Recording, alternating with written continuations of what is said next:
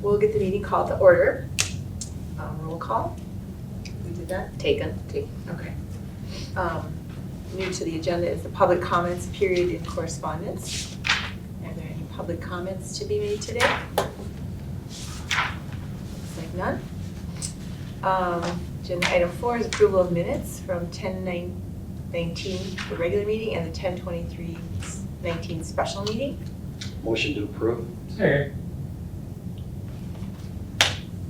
We just accept those into, or do we don't do a roll call? That's not a roll call. Do we do the approve? Just vote. We vote, okay. Yep. All in favor? Aye. Any opposed? Good. Motion carries, whatever it is. All right, review and approval of 2019 ambulance account receivable write-off presented by accounting manager Van Wyne. Thank you. So every year we do this about this time of year. We write off accounts that we deem are uncollectible. And usually that's just because we need to keep up with generally accepted accounting principles. So in 2018, the city had 3,341 ambulance runs with total charges exclusive of contractual amounts being a little over 2.8 million. So attached is a resolution which, if approved, would authorize the write-off of 31,000 of outstanding ambulance accounts receivable as uncollectible. Exhibit A shows the breakdown of the write-offs, and Exhibit A is a little bit different this year because LifeQuest is currently writing off some that they have, and we are still like back in 2016 writing some of those off. So next week we have a meeting with LifeQuest to kind of get all on the same page, and then eventually when all of ours from our old system are written off, we'll just go with what LifeQuest has. So the budget did reflect 31,000 allowance for these write-offs. The write-offs are for patients that are typically hard to contact from out of the area or do not have medical insurance. Where appropriate, these accounts have been turned over to a local collection agency and or entered into TRIP, and also LifeQuest has a collections that they do as well. So last year we also wrote off 31,000. I recommend the Fire and Police Commission forward this resolution to go before the Finance, Budget, and Personnel Committee. If you have any questions, I can. I just got a question. Sure. Are these subject to Wisconsin tax intercept? That's TRIP. It is? That's the. So once you turn them over to actual collection, do we lose that ability to be able? We haven't had as much luck with our local collection agency and TRIP. When we had in-house employees, we did more of that. Okay. Now that it's LifeQuest, I think they're probably better prepared to do collections because they have specific people just for that, and I believe they also do TRIP as well. But like I said, they're coming up next week just to kind of clear up all these write-offs, make sure we're all on the same page and things like that. So they've been pretty good to work with, and they don't have a problem coming up to figure things out with us. Can you get a follow-up memo to us? I'm just curious on how they're doing the actual collection process. Sure. Yep, not a problem. I think we're meeting like Monday or Tuesday next week, and then I can send something over to somebody over here and get it to the right people. Right? Okay. Yeah, no, that's our problem. Any other questions or comments? Okay, so we need to approve that through roll call. Motion to approve the write-off of. Second. Okay, roll call. Gershman? Yes. Earl? Yes. Yes. Yes. Motion carried. All right, agenda item 6 is approval of fire department bills. Oh, wait, police department bills, I skipped. Police department bills. Yes, good morning. Thank you. A couple things to bring to your attention. 6B, we had to spend $1,763 on a squad repair. This was as a result of an individual who did not want to stay in our squad and was trying to kick his way out. So we were able to get that repaired, but then also we're requesting restitution from that individual on the damage that he caused. 6C shows 2 squad changeovers through the outfitter that we utilize, Belco. It was about just under $10,700. This is about $5,000 is about the normal squad changeover fee. It was a little bit higher because we took one of our already outfitted squads and made it a canine squad, because the canine squad that our canine officer was using was not an all-wheel drive vehicle, and it was also getting high on miles. So that vehicle is currently on Wisconsin surplus for auction. On 6F, you'll see a expenditure of about $1,180. That was for gas filters for our gas masks. Our SWAT team, as well as the gas masks that are assigned to our individual officers, we've had many of them that were beyond the shelf life. I believe they had expired 2 to 3 years ago. And although this isn't a high frequency used item, it's something that we obviously wanted to make sure that there's some integrity left with those gas mask filters. So that's where that money went. 6M shows just under $50,000 spent on our annual Axon program. That's our body cameras and the cloud storage and the officer safety program. So that's an annual, that's a recurring fee that you'll see about this time every year. 6P shows $5,440. We had to put a 50% down payment on for priority business systems towards the conversion to our key card access at the police department. That was through a budget resolution either at the last meeting or the meeting before. And then 6Q was kind of an unexpected expenditure, but 2 of our preemption units that are within the squads had gone bad. We could have either had them repaired for $2,000 a piece or had them replaced with a warranty for $2,500 a piece. We opted to go with the replacement of the new units. And this is just something that had gone bad over the number of years that we've had it. So those were purchased so that the preemption units are the units we use to, in an emergency, turn the traffic lights green for us. So those 2 units were replaced, have been since installed and programmed, so they're ready to go. The bills were signed by Commissioner Keough on the 23rd of October and Commissioner Gershman on November 6th, and I'd be happy to answer any questions or ask for your approval. Motion to approve. Second. Any comments or questions? No? All right, looks like a roll call. Gershman, Yes. Earl, Yes. Mies. Yes. Motion carries. Now we'll do the approval of the fire department bills. All right, thank you. Good morning. Good morning. Good morning. 2 sets of bills, one signed by Commissioner Mies on October 21st, the other one signed by Commissioner Myers on November 5th. Not a whole lot stands out to me. That's not typical for this time of year. I do have a couple of things on 7L and 7M. We did purchase 3 helmet cams. So what these are little cameras that mount to your lieutenant's helmets. We're going to use those for not only training, but for recruitment videos. We're going to start our own training with NTN. We're just going through the process right now of getting that kind of approved through HR, making sure our I's are dotted and our T's are crossed. So that's kind of a plan. We're going to be recruiting year round. So we want to capture some live footage, some live video for recruits to look at and hopefully join on. On multiple pages, you'll notice numerous purchases from varying vendors for new equipment, and that's mainly for Engine 3. So we did take delivery of Engine 3 on October 18th, I believe it was, on a Friday. So right now what we're doing is outfitting that engine with new equipment. As the equipment that was on there was the same age as the engine, so 26 years old or whatever, so it was time for new equipment on there, nozzles and axes and things like that. So other than that, nothing else really stood out as being significant to me. If you guys see something and you'd like an explanation, please let me know. Otherwise, I'd be happy to answer any questions and ask for So approval. the old engine is going to get sold then, or? Old engine did get sold. Actually, it went on the Wisconsin surplus site, and one of our firefighters' kids won that surplus auction. So I think he's going to start his own fire department on the south side of town. That's not true. No, I don't know what he's going to do with it, but he ended up winning the auction. He's So going to enjoy the maintenance bills. right. Yeah. Okay, any other questions? All right, with that, we need a motion to approve. Motion approved. I'll second. Roll call, please. Gershman, Yes. Earl, Yes. Mies. Yes.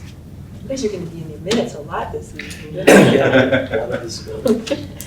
All right. Agenda item 8 is Police Department Activities, Training Reports, and Correspondence Packet. Yes, thank you. It was a very busy month in October. A couple things bring to your attention. We had 2 Coffee with the Cops, one on October 2nd at Dunkin' Donuts and also on October 10th at the Astor Retirement Community. But we like to do these just to get out in the community, kind of have a Q&A opportunity with various populations within the city of Marshfield.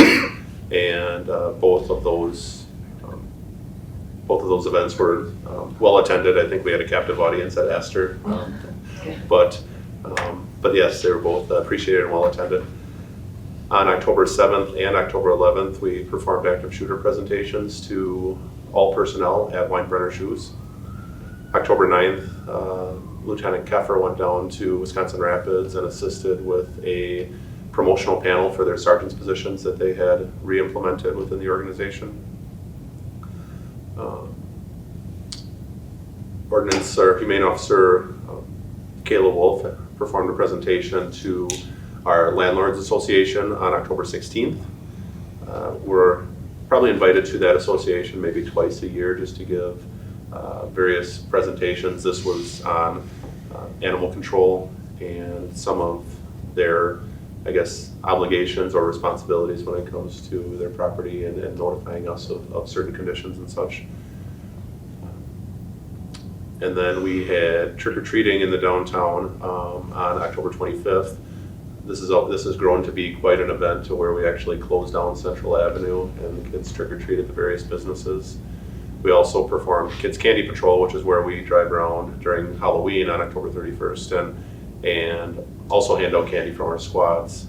BNH was a donor for that, and we're very appreciative of the monies that they gave towards candy for us to hand out for that event. On October 29th, we performed, I kind of got out of track here. On October 29th, we had active shooter presentation at Forward Bank.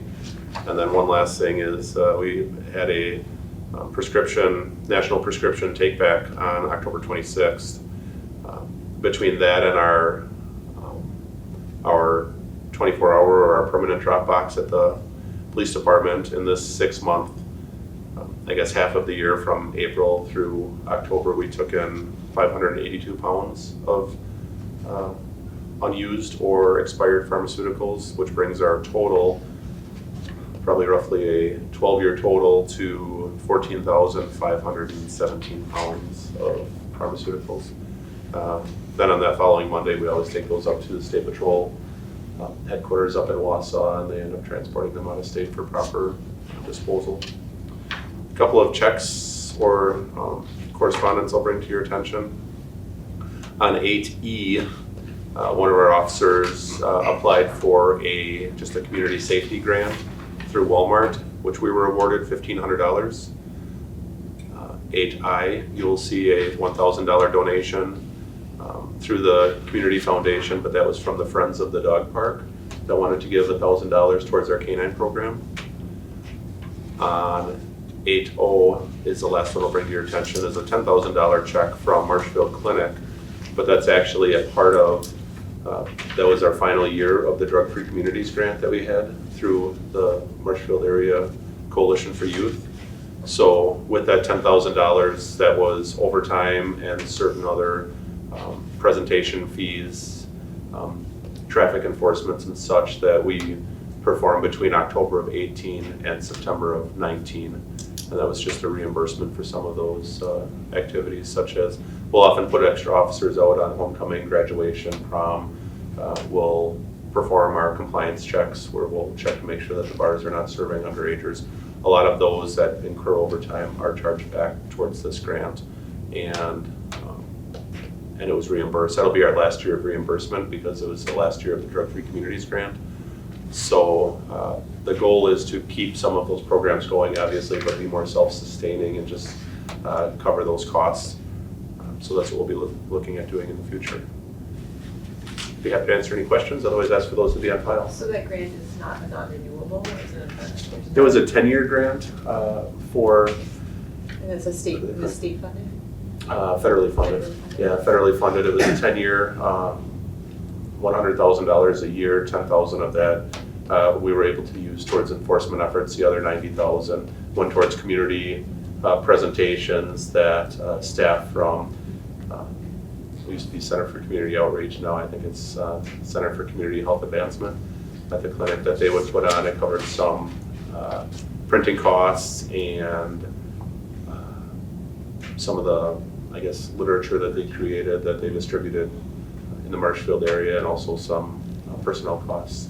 But yeah, it was a 10-year grant. It was actually a 5-year, it was a 10-year grant, but there was a non-funded year within that, just to prepare you for that self-sustaining portion.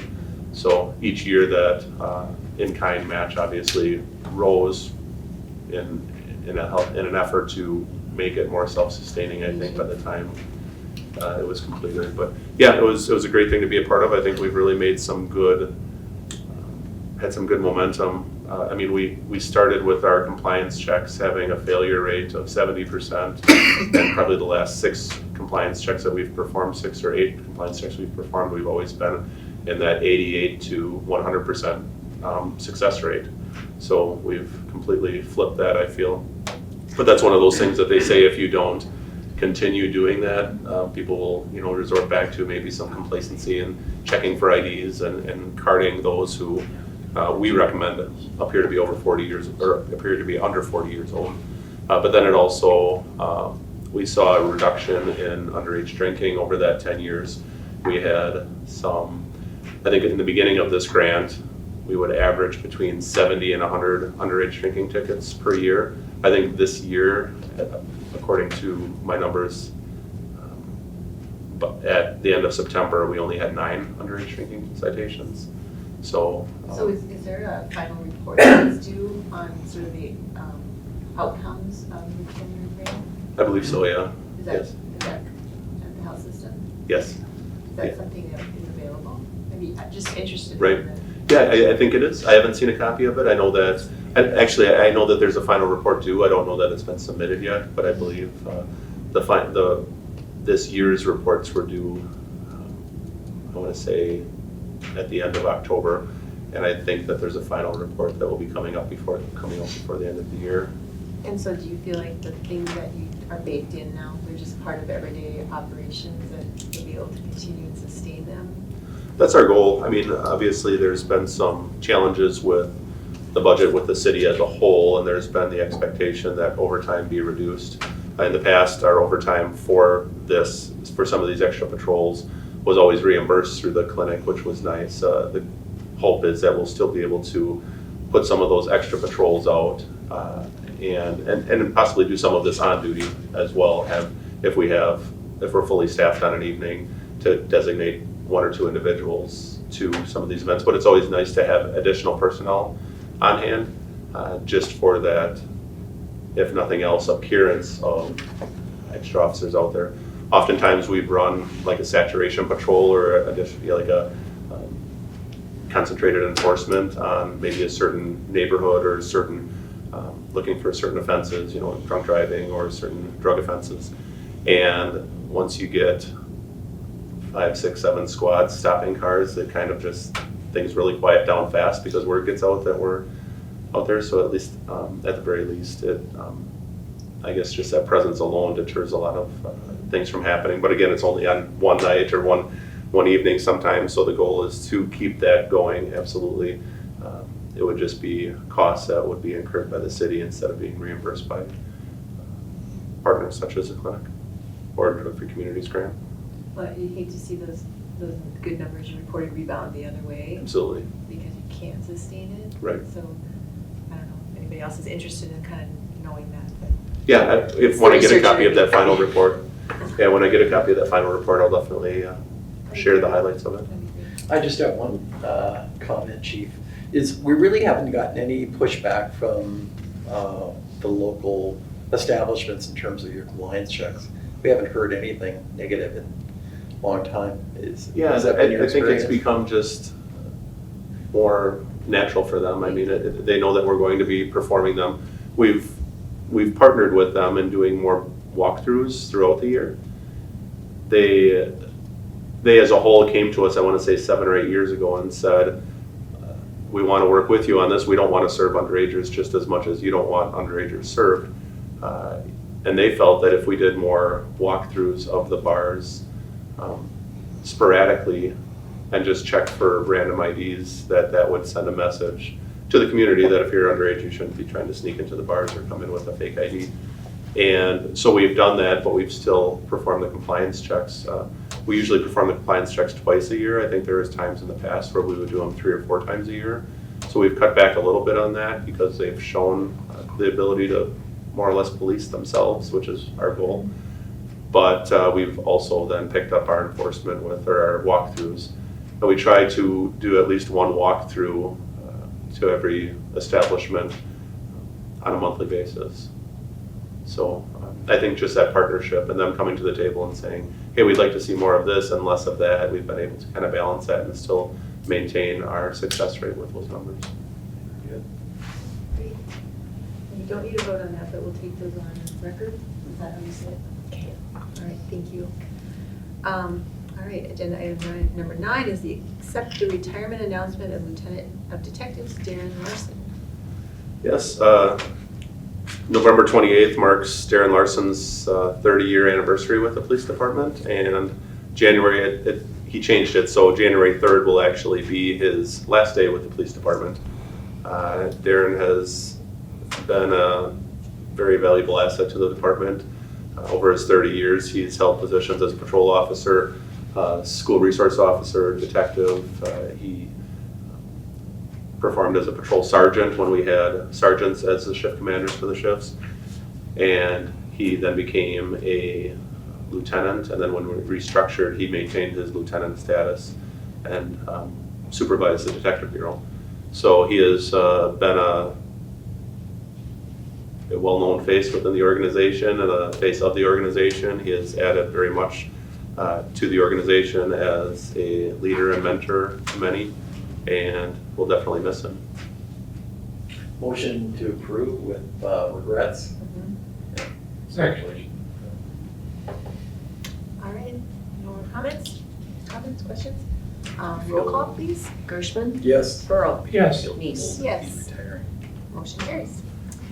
Number 10 is a follow-up to that, which is request to begin promotional process to fill open Lieutenant of Detectives position.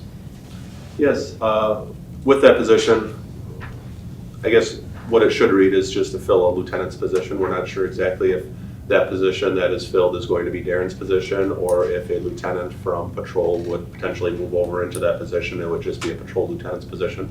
But ultimately, it'll be a promotional process to fill that lieutenant's vacancy. And after that is done, or during the course of that being done, obviously Darren leaving will create an absence of a position or of a individual. So we'll be looking to potentially hire that position. I'm going to bring that back in the December meeting. If you recall, probably maybe about a year ago when we had an individual that was deployed, he'll be coming back to us, I think, in January or February. And what I had asked was if we could hire the deployed officer's replacement, and upon his return, we would be at one additional staff, and we would then kind of do a study to see, do we need to maintain that additional staff member? I think Commissioner Keogh had asked to have a staffing study done, more or less, to see how we're at, how we're staffed, and if we need additional personnel for the organization. Although we knew Darren was going to be retiring at some point in the next 3 to 5 years,